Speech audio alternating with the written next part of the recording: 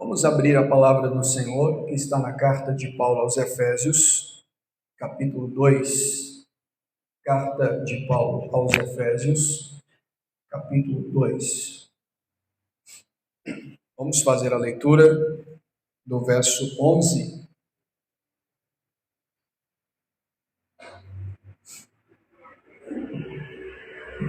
até o verso 22. Efésios capítulo 2, versos 11 a 22.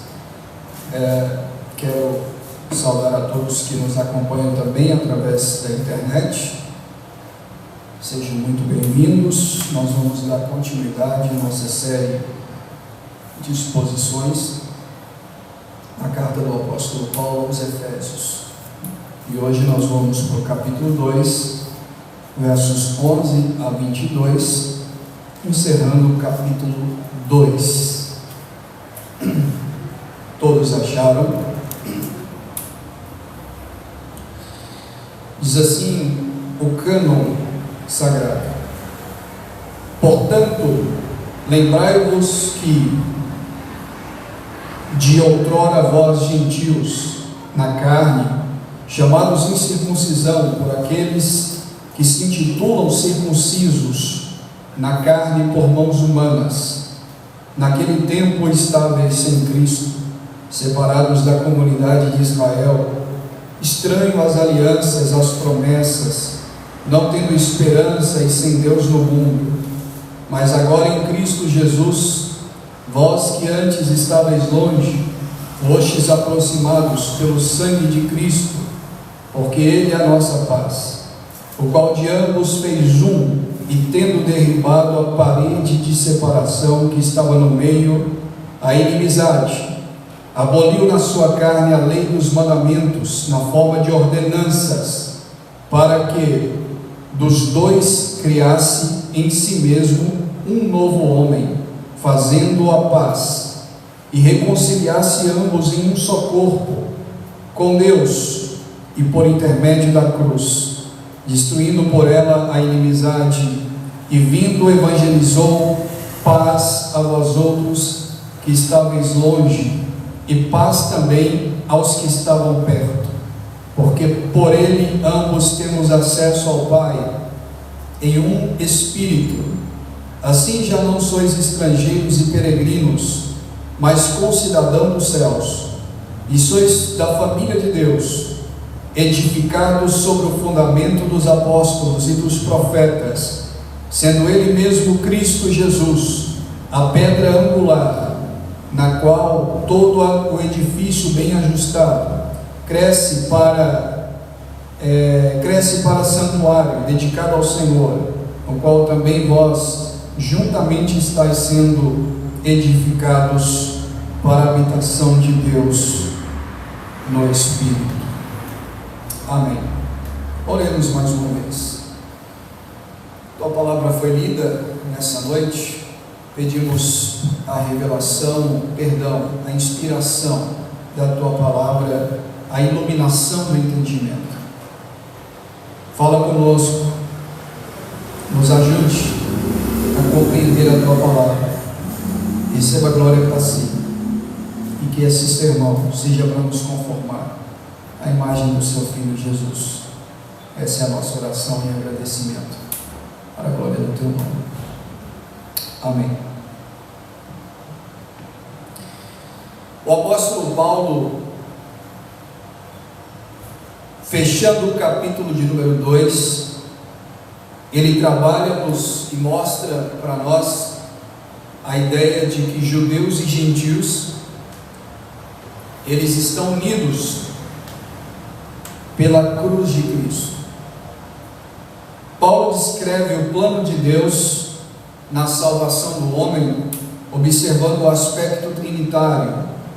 O Deus Pai nos escolhe na eternidade.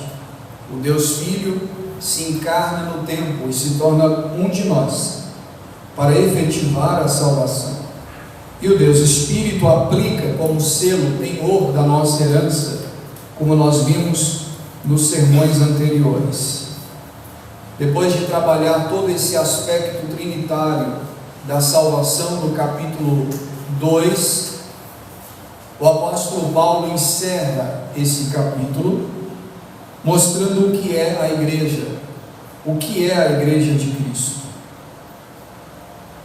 Em seguida, depois de ele mostrar o aspecto trinitário de salvação, Paulo ele faz orações, ele ora para que os cristãos possam compreender a profundidade desse evangelho.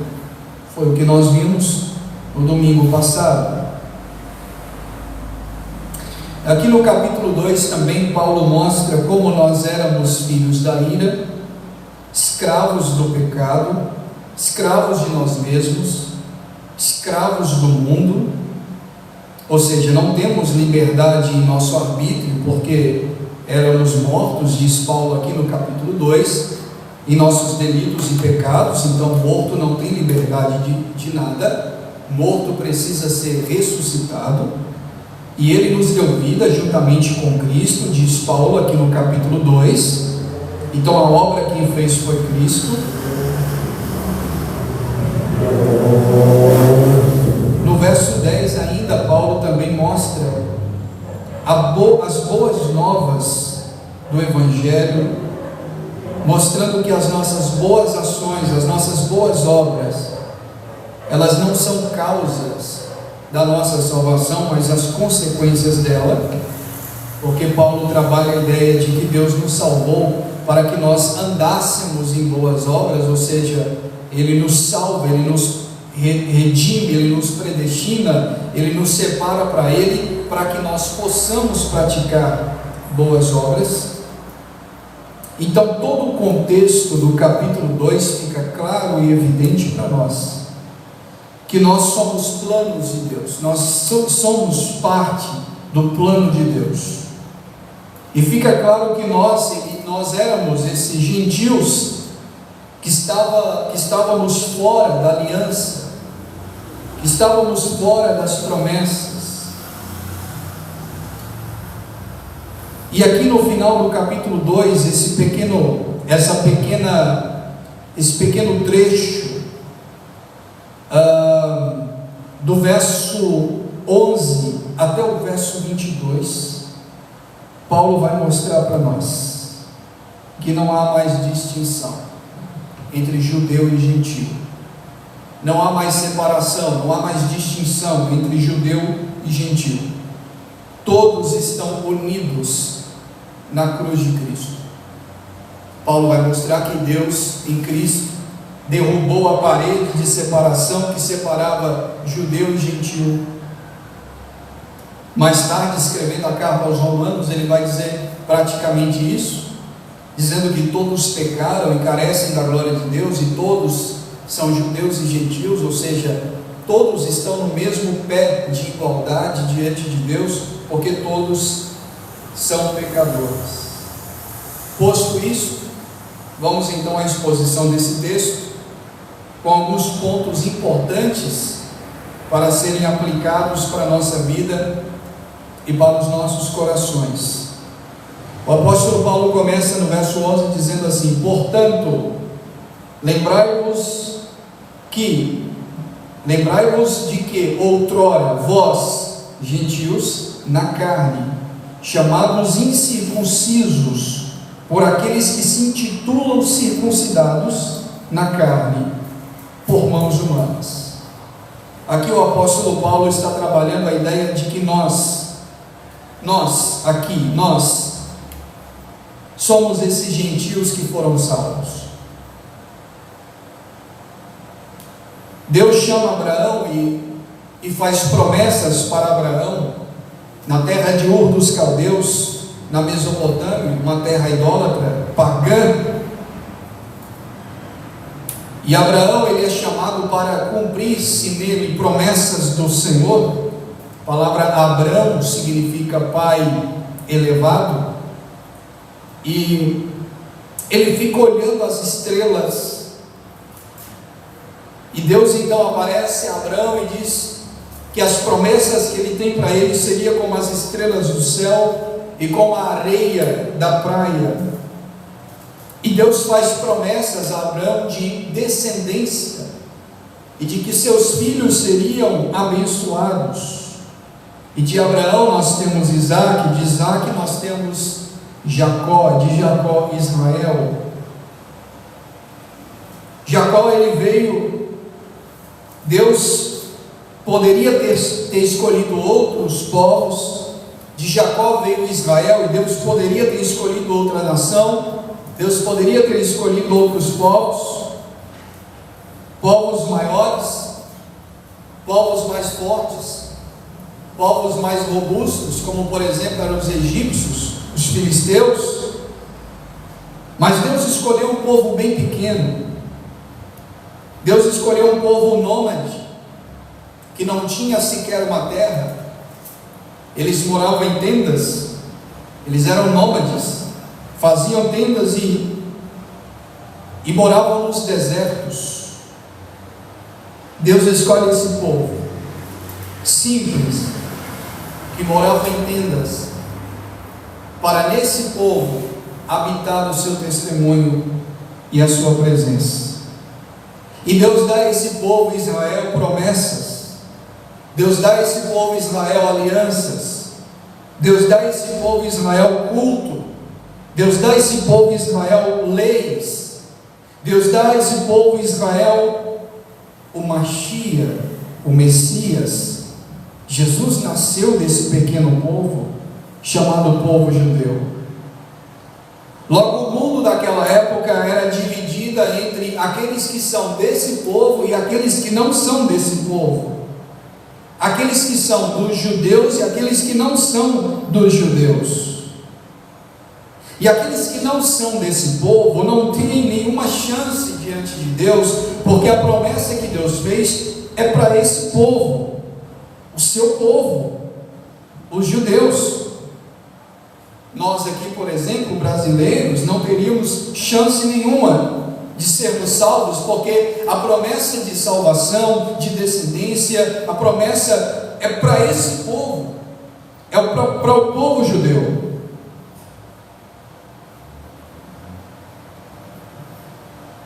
E para estabelecer essa separação entre esse povo e o restante, esse mesmo povo, chamado povo judeu, eles vão criar alguns códigos e algumas leis dietárias, algumas leis para dignificá-los. Havia a proibição, por exemplo, de comer carne de porco, a proibição de comer sangue, crustáceos, carnes. Logo, eles não poderiam assentar-se à mesa com outras pessoas, porque para um judeu assentar-se à mesa para comer é a mesma coisa que fazer aliança com outra pessoa.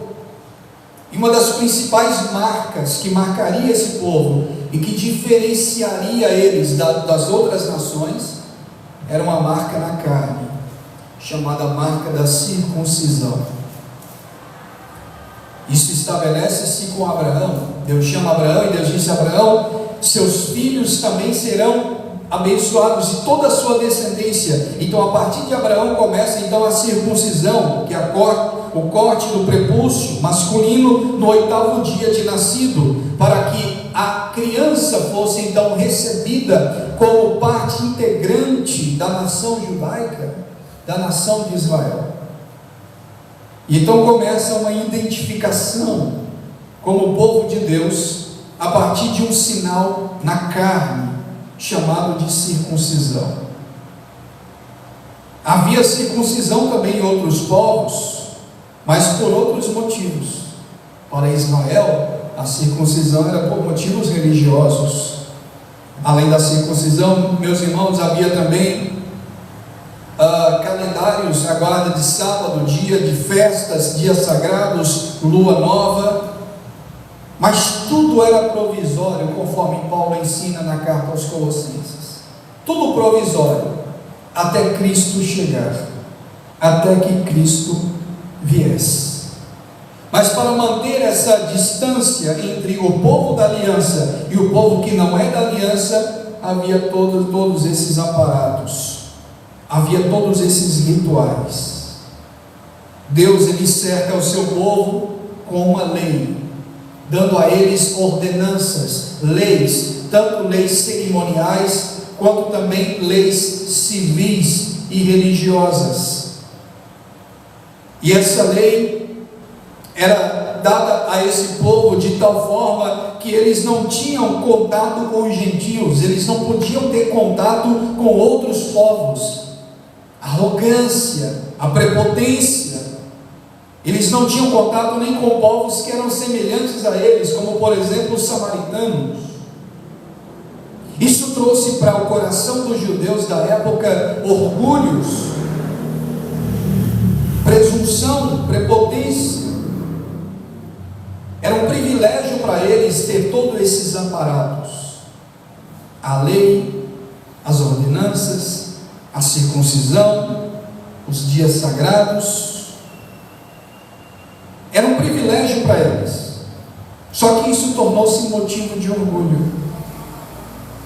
Deus fez isso para separá-los. Deus deu para eles todas essas práticas, todos esses rituais, para separá-los como o seu próprio povo. Deus disse: vocês são o meu povo, e vocês não podem se misturar com outros povos, porque vocês são puros, vocês devem permanecer na pureza. Então eles têm um dono, que é Deus. Eles têm uma regulação, que é a lei, que os regula, que os guia, fazendo então abolir do meio deles a impureza e o pecado. Por isso a lei, as normas, as regras, para manter então a verdade, a justiça e a equidade no meio da nação,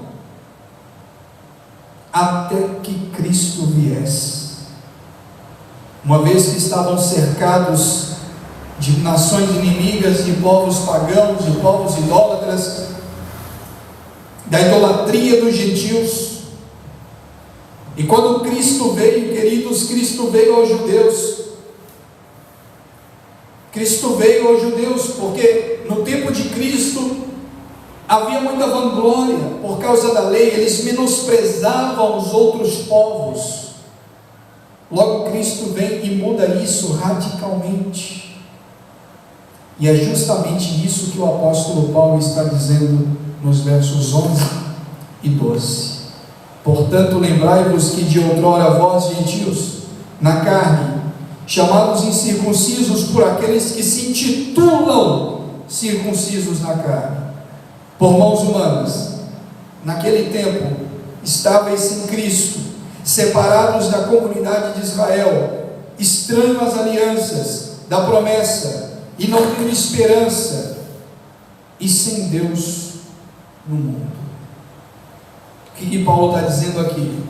Paulo está escrevendo aos gentios, que são os leitores originais da carta aos Efésios, e Paulo está trazendo a eles a memória: vocês precisam lembrar que vocês são gentios.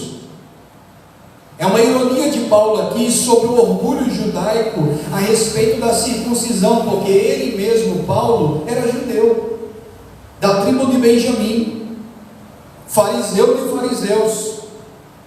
Então Paulo, ele dá a descrição dos gentios que a partir da cruz de Cristo, como ponto de partida, vão entrar na mesma aliança que Deus havia feito com Abraão. A mesma aliança que Deus fez com Abraão, com Isaac e com Jacó, é a mesma aliança que Deus fez conosco, os gentios.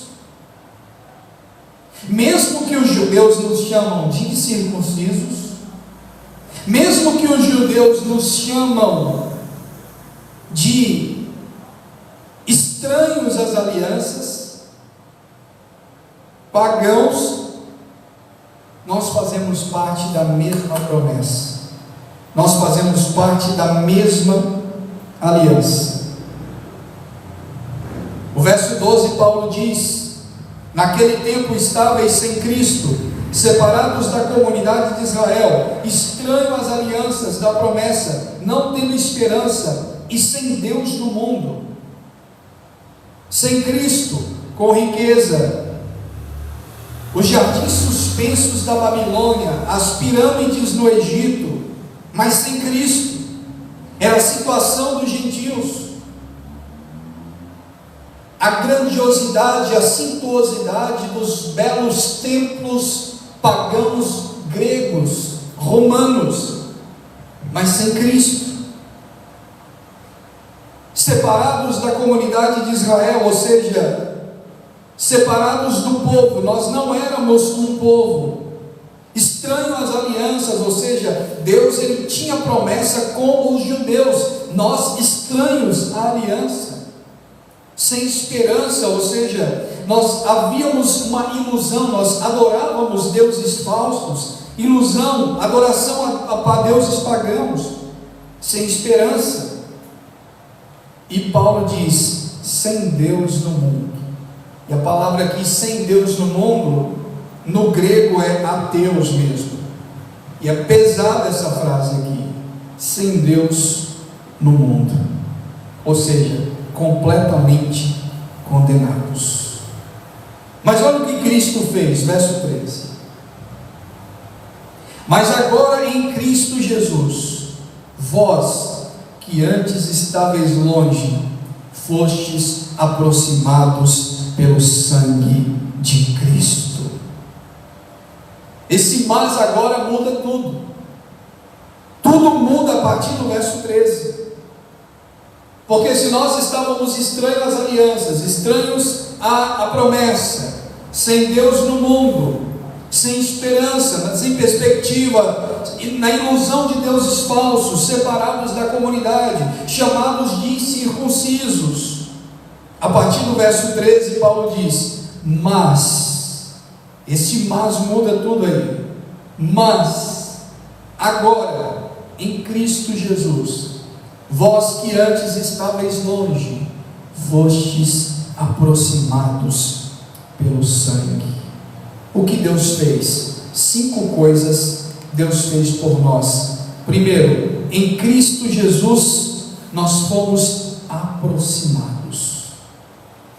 Cristo aproximou os gentios aos judeus, isso por meio do seu sangue. Nós estávamos longe por causa dos nossos pecados, mas a cruz de Cristo trouxe uma proximidade entre judeu e gentil, e a razão disso é os nossos pecados. Segundo, verso 14, Cristo trouxe reconciliação entre judeu e gentil. Ele trouxe aproximação, verso 13, e ele trouxe reconciliação, verso 14. Porque Ele é a nossa paz, o qual de ambos fez um, e tendo derribado a parede de separação que estava no meio, a inimizade, aboliu na sua carne a lei dos mandamentos, na forma de ordenanças, para que dos dois criasse em si mesmo um novo homem, fazendo a paz. Versos 14 e 15. O que Paulo está dizendo aqui? Que além de a cruz aproximar judeus e gentios em uma só aliança, a cruz também trouxe reconciliação entre judeus e gentios, apesar de separados, apesar de serem diferentes, porque um tem a lei e o outro não tem, um é circunciso, o outro é incircunciso, um é descendente de Abraão, o outro não é descendente de Abraão, tem algo em comum entre os dois são pecadores da mesma forma. Para Paulo, ser descendente de judeu não muda nada. Para Paulo aqui, ser da linhagem de Abraão não traz benefício espiritual nenhum para você, porque todos estão debaixo da mesma condenação. Todos pecaram, judeus e gentios. Do ponto de vista humano, claro que o judeu ele tem privilégio.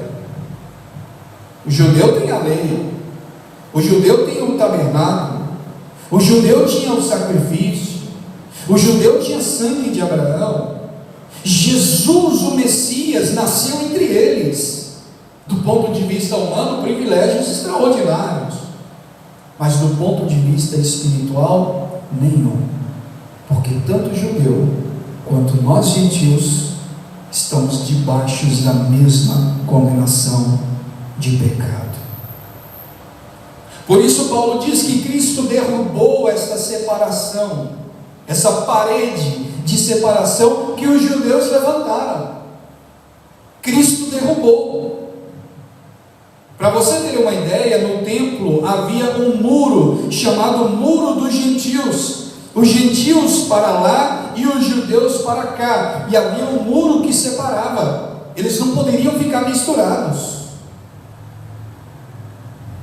Havia um lugar separado onde as mulheres ficavam no pátrio, no átrio, e os homens entravam. Mas a Bíblia diz que Cristo derrubou esta parede de separação. Paulo diz que Cristo derrubou essa parede, ele cumpriu essa lei, feita de ordenanças, tanto a lei cerimonial quanto a lei moral. Cristo cumpriu-a por nós. E ele disse: um novo mandamento, esse vos dou. E o mandamento é amar a Deus acima de todas as coisas e ao próximo como a si mesmo. Cumprindo esse novo mandamento, você cumpre todos os outros. Porque ele aboliu, ele não apenas cumpriu, ele não só cumpriu. Eu já vi muita gente batendo cabeça aí na internet. Não, Cristo não destruiu a lei, Cristo cumpriu. Cumprir é o quê? Cumprir significa acabou, não tem mais lei.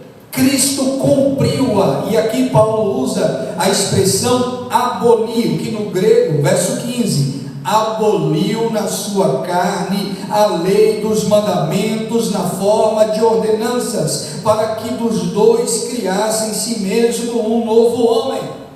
A palavra abolir aqui é destruir, abolição, destruição, ou seja, ele destruiu em si mesmo toda a prática da lei de ordenança. Se isso aqui não tiver na Bíblia, então a gente vai ter que cortar e jogar fora. O verso 15 é definitivo: e aboliu na sua carne a lei dos mandamentos. Hoje nós vivemos o Evangelho.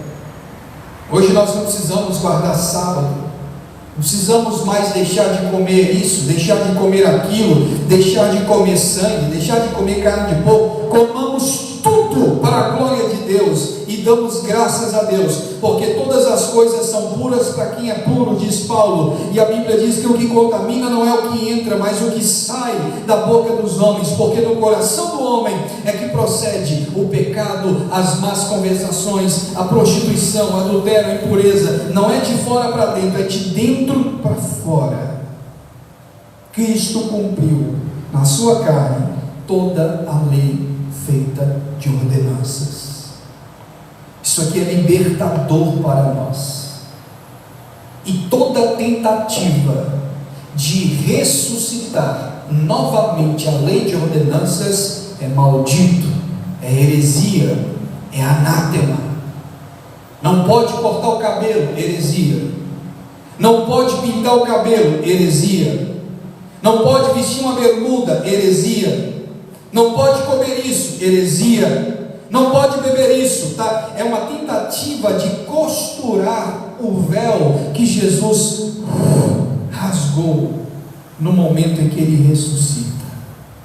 Jesus rasgou o véu, acabou. Aquele véu pesava toneladas. Eram 2 carroças de animais, uma do lado do outro, para tentar rasgar aquele véu, puxá-lo. Mas quando Jesus ressuscitou, ela rasgou com uma seda. Só que hoje o que nós vemos é uma tentativa de costurar de novo, de ressuscitar de novo. O negócio está tão sério que fizeram até um templo chamado Templo de Salomão, com todo o amparato judaico. Paulo diz, eu vou ler de novo: e aboliu na sua carne a lei dos mandamentos na forma de ordenanças.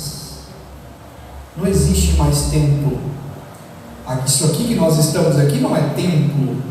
Isso aqui é um espaço comercial. Isso aqui é um local de reunião, de culto. Não é templo. Templo somos nós. Não existe mais altar. Isto aqui que eu estou em cima é um palanque. E eu estou usando um púlpito e não altar. Altar somos nós. Não existe mais sacrifício. O sacrifício já foi feito há 2000 anos, a cruz do Calvário. Não existe mais sacerdote. O sacerdote chama-se Jesus Cristo, o nosso sumo sacerdote. Ele aboliu na sua carne a lei dos mandamentos. Quinto lugar, Jesus fez para nós, quarto lugar, Cristo pela cruz destruiu. Primeiro, ele aproximou judeus e gentios. Segundo, reconciliou judeus com gentios. Terceiro, derrubou a parede de separação. Quarto, pela cruz, diz Paulo, que Cristo destruiu a inimizade que havia entre um e outro, entre judeu e gentio. Verso 17. 16 e 17. E reconciliasse ambos em um só corpo com Deus, por intermédio da cruz, destruindo por ela a inimizade, e vindo evangelizou paz a vós outros que estáveis longe, e paz também aos que estavam perto.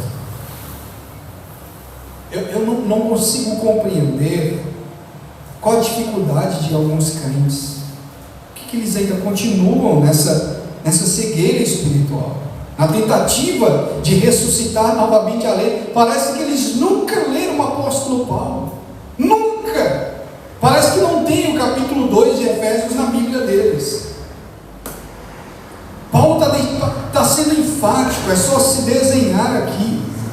Destruiu por ela, ou seja, pela cruz, a inimizade, e vindo evangelizou paz a vós outros que estáveis longe. Cristo destruiu a inimizade entre judeus e gentios. Quinto lugar, Cristo também trouxe-nos acesso direto até o Pai. Olha o verso de número 18. Porque por ele ambos temos acesso ao Pai em um Espírito. Na antiga aliança, para ter acesso a Deus, deveria passar primeiro pelo altar.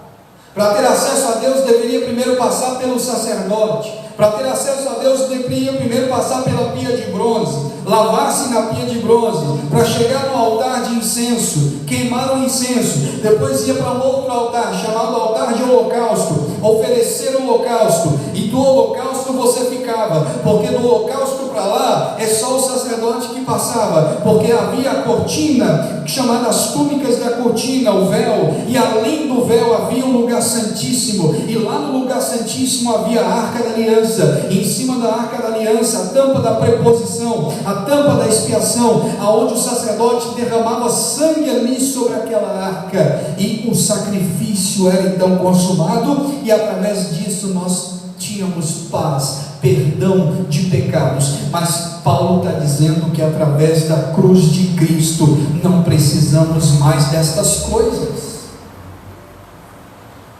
Agora lá no mato, lá na choupana, lá no mato, na roça, lá no interior do interior do interior, alguém pode dobrar o seu joelho e estar diante da presença mais viva, mais santa, mais gloriosa do Senhor, Criador dos céus e da terra, sem precisar de templo de Salomão, sem precisar de sacrifício, sem precisar dar 10%, dízimos. Agora não precisa mais subir monte e ficar igual louco, para cima e para baixo. Agora não precisa mais arrancar o tampo do joelho, precisa. Porque Cristo já fez tudo isso por nós.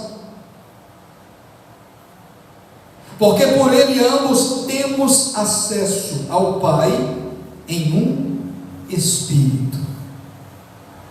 Você não precisa mais dessas coisas.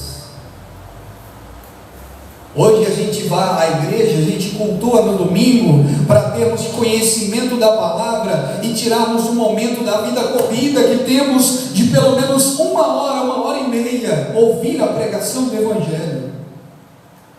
Mas isso aqui não significa nada do ponto de vista espiritual para a sua vida. O culto não é aqui, o culto é depois daqui.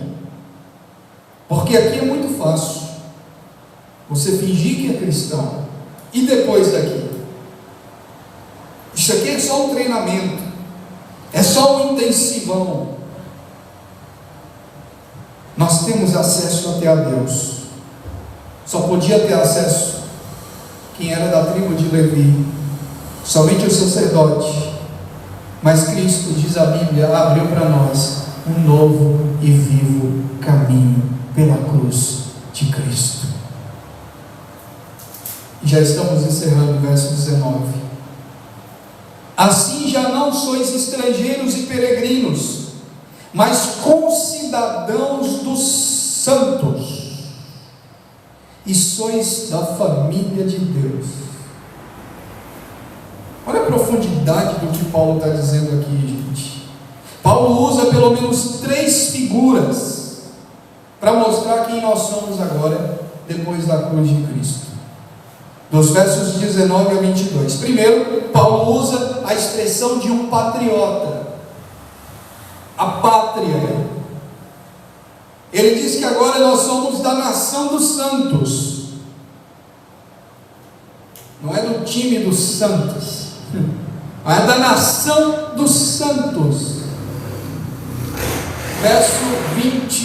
Verso 19. Assim não sois estrangeiros e peregrinos, mas concidadão dos santos. Nós somos cidadãos e concidadãos dos santos. Nossa pátria chama-se a pátria dos santos. Segundo, Paulo diz que nós somos membros da família de Deus. Verso 20. Verso 19. Concidadãos dos santos e sois da família de Deus. Terceiro, Paulo diz que nós somos edificados por Deus. Somos edifícios. Verso 20. Edificados sobre o fundamento dos apóstolos e profetas, sendo Ele mesmo Cristo Jesus a pedra principal, a pedra angular. Nós estamos construídos sobre um fundamento, construídos sobre um alicerce, chamado o alicerce dos apóstolos e profetas. É por isso, gente, que não existem mais profetas hoje. Porque se eu disser que existem profetas hoje, automaticamente eu estou dizendo que os fundamentos ainda estão sendo colocados. Ou se eu disser que existem apóstolos hoje, automaticamente eu estou dizendo que os fundamentos ainda não terminaram. Paulo diz que nós hoje já estamos edificados sobre um fundamento chamado fundamento dos apóstolos e o fundamento dos profetas. O que os apóstolos fizeram? Escreveram a Bíblia. E o que os profetas fizeram? Escreveram a Bíblia. Então, se eu disser que existem apóstolos e profetas hoje, eu estou dizendo que a Bíblia está incompleta e que a Bíblia ainda está sendo escrita, porque cada um que diz, assim diz o Senhor, tem que correr e escrever. E a Bíblia diz que maldito aquele que acrescentar um tio da profecia desse livro, todas as pragas aqui escritas sejam derramadas sobre ele. Aqui você começa a entender a seriedade que é a suficiência das Escrituras. A Bíblia é suficiente, ponto final. E é por isso que Lutero, Calvino, os reformadores diziam, em primeiro lugar, sola Escritura, de onde vem a autoridade, é somente a Escritura, não é Escritura mais alguma coisa, não é Escritura mais alguma coisa, não, é somente a palavra e ponto final. Porque a Bíblia é o alicerce, é o fundamento, a qual nós estamos edificados. E a Bíblia, ela é as palavras dos apóstolos e as profecias dos profetas. Isto aqui é muito sério. Isso aqui mexe com todo o conteúdo do Evangelho. Por isso que nós somos edificados naquilo que os apóstolos disseram e que os profetas profetizaram. Aí Paulo conclui dizendo que essa é a razão por sermos reunidos. Somos pátria, somos família e somos casa. Pátria, família e casa. Pátria, família e edifício. Pátria, família e edifício. Parece até um jargão político, mas não é. É Deus, pátria, família e casa. Deus, pátria, família e edifício. É isso exatamente que Paulo está dizendo aqui. É exatamente o que Paulo está dizendo do verso 18 até o verso 22. Nós somos pátria, cidadãos dos céus, cidadãos dos santos. Somos família, unidos em um só povo, tanto judeus quanto gentios. Paulo usa a expressão família aqui. E edificados, edifício, casa, edificados sobre o fundamento dos apóstolos e dos profetas. A fé e a cruz tira de nós o medo, a angústia, o pavor, e faz-nos pertencer à pátria dos céus, à família dos céus e ao edifício dos céus. E é por isso que nós podemos estar juntos, porque o que nos une é a cruz de Cristo. As diferenças nós colocamos de lado, porque a convergência é maior do que as diferenças. A convergência é maior. Paulo conclui no verso de número 21 e 22, no qual todo edifício bem ajustado cresce para santuário dedicado ao Senhor, no qual também vós juntamente estáis sendo edificados para a habitação de Deus no Espírito. Paulo está dizendo com isso que os gentios e os judeus, eles agora não são mais inimigos, agora eles estão unidos na cruz de Cristo, unidos pelo Evangelho, unidos pela cruz de Cristo. Quais são as aplicações práticas desse sermão para a gente orar? Em primeiro lugar, nós aprendemos aqui com esse pequeno trecho, com essa pequena perícope do capítulo 2, fechando o capítulo, que não existe mais separação, gente. Deus não tem dois povos, Deus tem um povo só. Deus não tem judeu, e agora Deus tem a igreja. Israel e igreja. Não, Deus tem um povo. Paulo diz que nós somos enxertados na oliveira. Ou seja, sempre foi graça. Nós somos a igreja do Senhor. E a igreja, ela é composta tanto de judeu, que se arrepende e crê em Jesus, quanto também de gentio, que se arrepende e crê em Jesus. Os judeus da antiga aliança foram salvos na promessa de um Messias. Logo após o pecado, Deus olhou para Adão e Deus disse: olha, da semente dela, da mulher, vai nascer alguém. Após o pecado já veio uma promessa de redenção. Então todos eles foram salvos lá, não pela lei, porque a lei não salva, mas foram salvos pela promessa de que um Salvador viria. Hebreus capítulo 11, eles foram salvos pela fé na promessa do Messias que viria. Hoje nós somos salvos pela fé na promessa de um Messias que já veio. Então a fé é a mesma e a salvação é a mesma, e o modus operandi o mesmo, pela fé. Abraão creu no Senhor e isso foi imputado a ele com justiça, diz Paulo na carta aos Gálatas. Ou seja, todos no Antigo Testamento creram em Jesus e foram salvos, mesmo sem Jesus ter se encarnado. Eles criam porque a profecia é que o Messias viria, e vinha essa profecia desde o Éden, quando Deus diz para Adão, os profetas profetizam, tudo apontando para Cristo, o altar, o tabernáculo, apontando para Cristo, e eles entendiam isso e creram, e por isso foram salvos. Nós, no Messias que já veio e cumpriu tudo isso por nós. Eu gosto da analogia. No Antigo Testamento eles olhavam para o para-brisa, o Messias vai vir lá na frente. Hoje olhamos para o retrovisor, o Messias já veio e nós cremos que Ele cumpriu tudo em nosso lugar. Vamos ficar em pé, vamos orar e agradecer ao Senhor porque nós fomos unidos à cruz de Cristo. Senhor, nós queremos te louvar e te agradecer por esta palavra.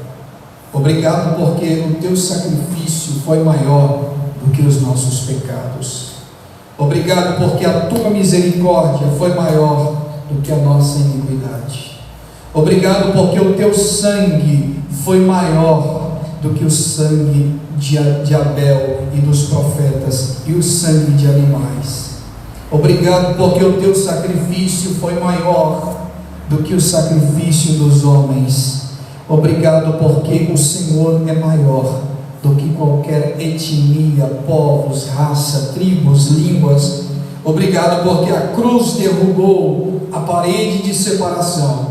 Agora tanto judeus quanto gentios, brasileiros, africanos, americanos, todos os que creem no Evangelho podem ser aproximados pelo próprio Senhor Jesus até a ti, porque o Senhor diz: ninguém vem ao Pai, ninguém vem a mim, senão pelo Pai, aquele que o Pai trouxer. Ou seja, só pode ir a Cristo quem o Senhor mesmo traz. Ninguém vem por conta própria, mas aqueles que o Senhor traz, aqueles que o Senhor se aproxima, aqueles que o Senhor toma para si, porque o Senhor derrubou a parede de separação que separava judeus e gentios. Quem fez tudo foi o Senhor. Tu és o autor e o consumador da nossa fé. De ti é o querer e o realizar.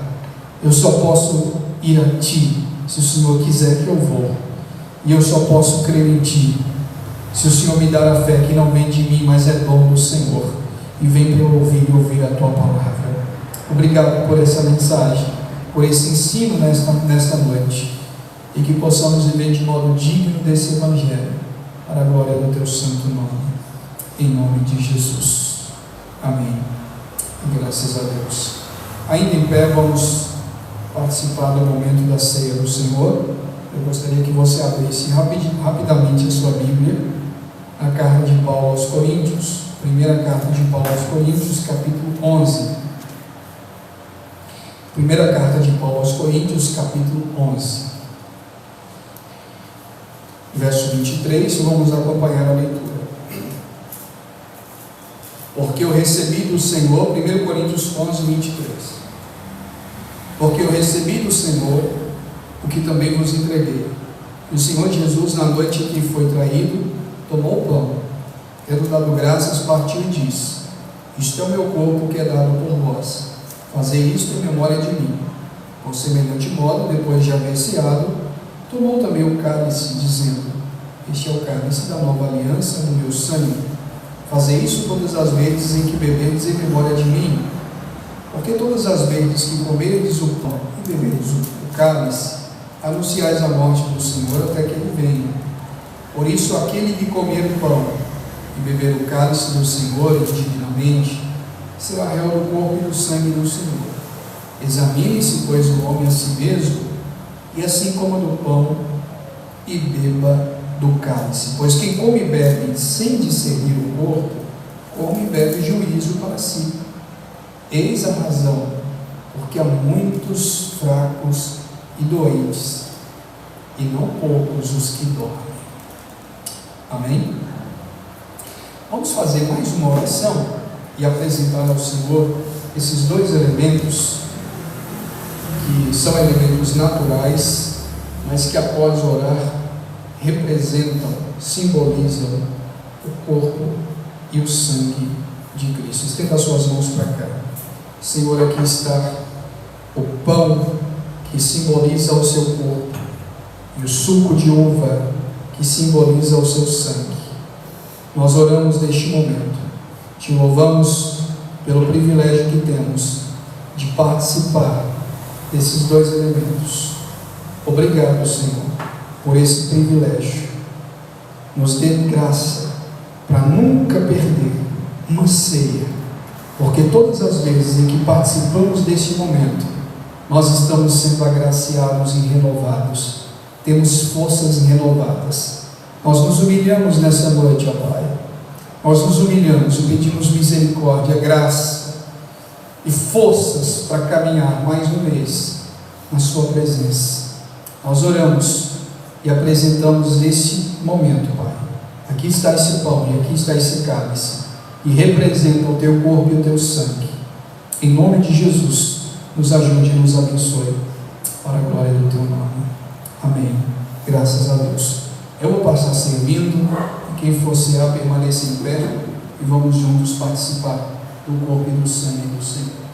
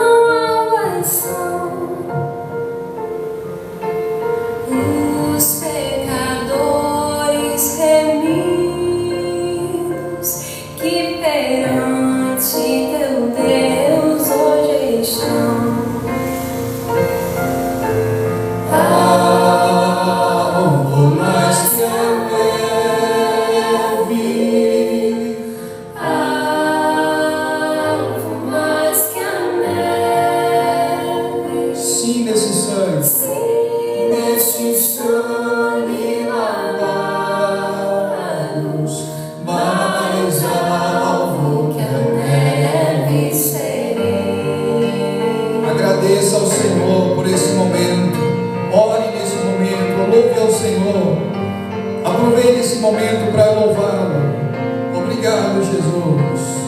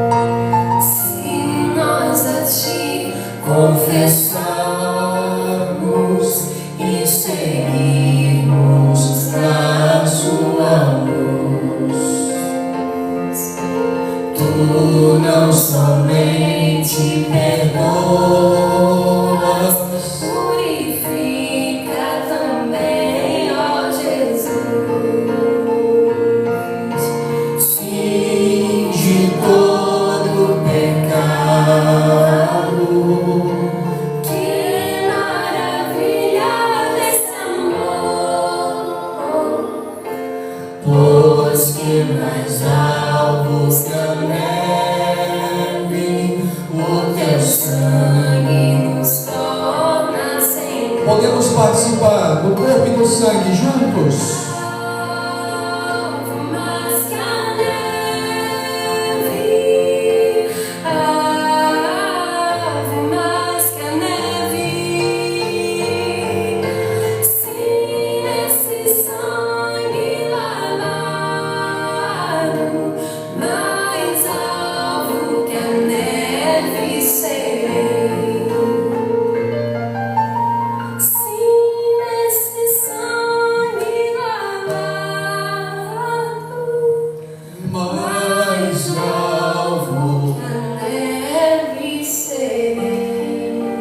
Aleluia, louvado seja Deus.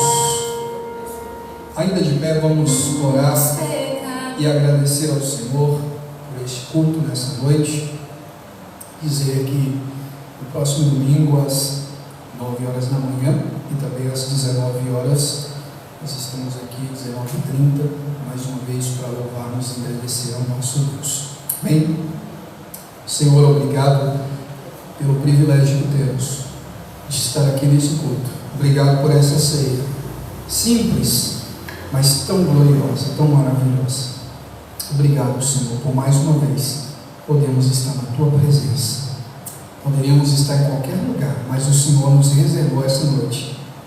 E talvez esse seja o último culto. A gente não sabe o que nos acontecerá amanhã. Por isso, receba esse culto de gratidão a Ti nessa noite. Em nome de Jesus, nós Te louvamos, para a glória do Teu nome. Amém. Que a graça do nosso Senhor e Salvador Jesus Cristo, o amor de Deus e as doces consolações do Espírito seja sobre nós e sobre nós permaneça não só hoje, mas para todos sempre, todos dizem. Amém. Deus abençoe os irmãos. Temos aqui uma salada de frutas, então não vai embora, vamos comer aqui um pouquinho, tomar e sermos abençoados. Quem trouxe também sua contribuição, fique à vontade para contribuir com a obra do Senhor. Deus abençoe. Ótima semana para todos nós.